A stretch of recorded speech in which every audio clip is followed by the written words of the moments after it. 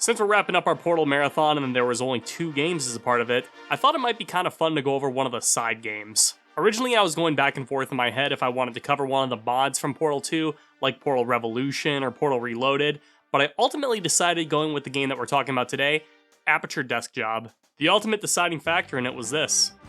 I recently got a Steam Deck OLED, and to be honest with you guys, I really just wanted to have a chance to talk about this. The handheld PC market seems like something that is ramping up more and more within the past couple of years, with devices such as the ROG Ally, the Logitech G Cloud, and Razer Edge all being released recently. Hell, even PlayStation is getting in on the action with the PlayStation Portal, which, much like the Logitech G Cloud and Razer Edge, relies on streaming in order to play these games. While I appreciate that those options exist, I also can't really get behind the limitation of only being able to stream from my main platform. Like, don't get me wrong, playing PC quality games while I'm laying in bed or on the couch is an alluring idea, but I also might want to bring them along if I'm traveling on a plane, or if I'm going to my family's house and I want to disassociate for a while. We all have our methods of coping. This is largely why the Nintendo Switch was such a massive success. We were slowly inching closer and closer to console quality games with the release of the 3DS and even the Vita, God rest its soul, but the Switch was the real breaking point for a lot of people. Finally, I can play Breath of the Wild on an airplane. I can play Mario Kart 8 while on the bus. I can play 1-2 Switch while I'm taking a shit. Well, I mean, I'm sure this made someone happy. Point is, the Switch was a success in large part due to its flexibility, but even still, there was a market that wanted to play some more powerful games on the go. Enter in the Steam Deck, Valve's answer to consumers' desire to be able to play the latest and greatest games anytime, anywhere. I remember this thing had a lot of hype around it. Being one of the first real handheld PCs to hit the market, it seemed like Valve was going all in on this thing. They had multiple versions set up for the memory size, they had a very aggressive pricing strategy to help them break into the mobile sphere, and they even marketed the tech by having Gabe Newell himself hand-deliver a number of Steam Decks to a group of people. I'm not exactly a hardware reviewer or anything, but let me just say that with the amount that I've already used my Steam Deck, I have definitely gotten my money's worth. It's been so awesome to download games directly from my Steam library and just play them wherever I want. Now I can grind out a few monsters in Monster Hunter World, or get lost in the mess of pixels that is Vampire Survivors while laying in my bed. And outside of having a slightly worse sleep schedule, I couldn't be happier. The deck itself has a really good weight to it compared to the Switch. I don't know about you guys, but I mainly use my Switch in its docked mode. The thought of playing a game like Dark Souls or Devil May Cry on the Switch is a bit scary seeing how flimsy it can feel, but the Steam Deck is solid enough that I don't feel like I might accidentally break it. It also comes with a number of bells and whistles such as haptic feedback, a gyroscope, a microphone, 2 trackpads, an SD card slot, some buttons on the back of the device, and for the model I got in particular, a 90Hz OLED touchscreen display, 1TB of memory, and a battery life that is admittedly on the short side. Good luck playing a graphically intensive game for anything over 2 hours.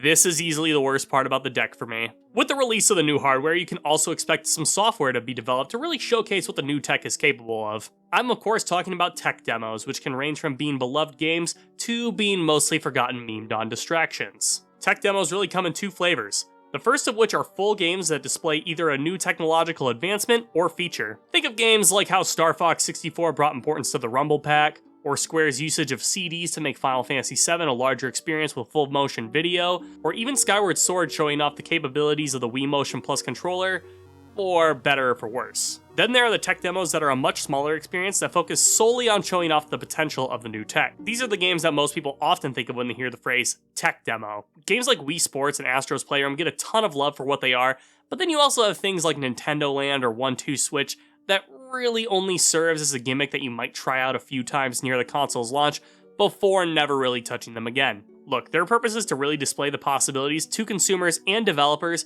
of what could potentially be made for their new platform, and for the most part, they're relatively harmless. They're typically packaged in with the console to at least give people something to play during launch, and they might even bring a couple of new people to the fray given the novelty of these games. This brings us to Aperture Desk Job, Valve's technical showcase of the Steam Deck's hardware. This was something that was released by Valve for free to coincide with the launch of the Steam Deck to demonstrate the possibilities that the controller itself provided. I didn't initially jump into this one when it came out, given that I didn't own a Steam Deck at the time, and I didn't want to necessarily spoil the intended experience. Not that there's much to spoil in the first place, because this game is short.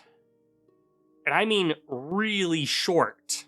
I played this through twice, once on my deck and once on my PC to gather footage, and I don't even think I spent a full hour between my two playthroughs. Given that there was a big lack of release buzz on this game, since most of the talk was on the deck itself, we're just gonna blow right past that portion of my typical video format in order to keep things a little more concise. You guys know by now I typically like to sit around the half-hour mark or so with my videos, but if I made one that long about this game, you'd probably just be better off playing it for yourself and then forming your own opinion.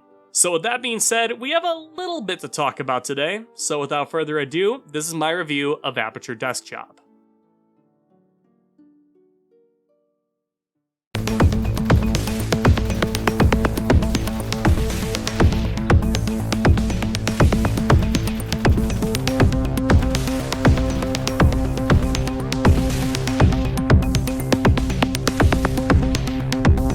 For a bit of a change of pace, we're going to talk about the presentation a little bit more as it comes up while we go through the plot synopsis first. So there you are, a new employee for Aperture Labs. Get to work or you're fired. Yeah, that's our motivation. We're here to make an honest living. We are thrown onto a desk to be a toilet inspector after being guided to our position by our supervisor, Grady, a blue personality sphere that gives us the training and his personal thoughts about the workplace that bring me back to my days when I was working minimum wage in food service. After testing some toilets, an accident happens where some bullets fall into one, giving Grady an idea. Boom, there it is, toilet turret. But that's not good enough. Boom, super toilet. Super toilet. So much clogging! After testing the toilet, we destroyed the entire warehouse, putting us in jail for 18 months. Thankfully, Grady got his parole officer's license and gets us out under his supervision. Our next goal is to show our super toilet to Cave Johnson so that he might make us rich. And then we can pay off the loan that Grady took to fund the development for the toilet. On the way up, we are briefly ambushed by some other devices from the houseware department that also have turrets built into them, but we ultimately make it to Cave Johnson's office just fine. In his office, we learn that Aperture did store his consciousness inside of a computer after all, but the computer required was so big that the head crushed the body, rendering him completely immobile. Cave Johnson asks us to put him out of his misery, and after shooting a power strip that looks like what you might see if you were to look under my desk, we send Cave Johnson to the great beyond. Momentarily before his backup power engages and he fires us, momentarily before he plummets to the bottom of Aperture. The game ends with us and Grady being put into a witness protection program, which just means having a different name and a fake mustache while working in the same exact spot, which is honestly pretty funny. And of course, we get the final choir of Cave Johnson and the toilet turret sending us off, much like we did with the first two Portal games.